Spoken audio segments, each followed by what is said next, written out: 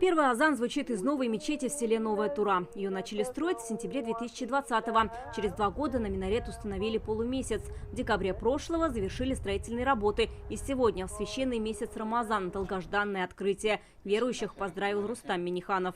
Ораза айында шушы жерлікті шундай матур мәшіт ашып беребез.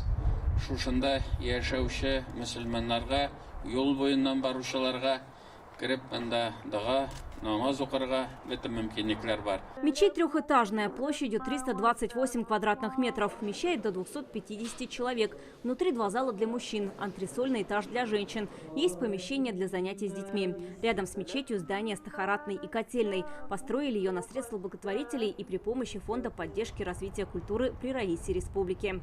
Отрадно, что благие дела делаются в нашей республике, больше делаются в месяц Рамадан. Потому что Рамадан – это месяц благих дел. И если в обычный день мы делаем что-то хорошее, нам записывается 10 наград, то в месяц Рамадан это увеличивается 1000-кратно. Сейчас в Новой Туре 1500 жителей. Микрорайон расширяется, строят новые дома. В планах здесь будут жить порядка 17 тысяч человек. Мечеть расположена в перспективном месте, территория будет развиваться. Рядом строится крупная дорога Ш1, практически объезд Казани, промпарк. Там работает 17 тысяч человек, людей разных национальностей. И эта мечеть будет для всех нас общим домом. Очень рада, что здесь открылась такая мечеть. И намазы читают, и на ифтары приходят.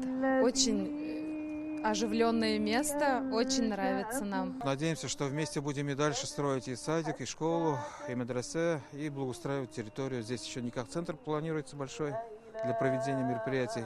Планируют также обустроить территорию рядом с мечетью и близлежащим озером. Появятся спортивные и детские игровые площадки, прогулочные зоны. Вероника Гайнутдинова, Рамзель Гарипов, ТНВ, Зеленодольский район.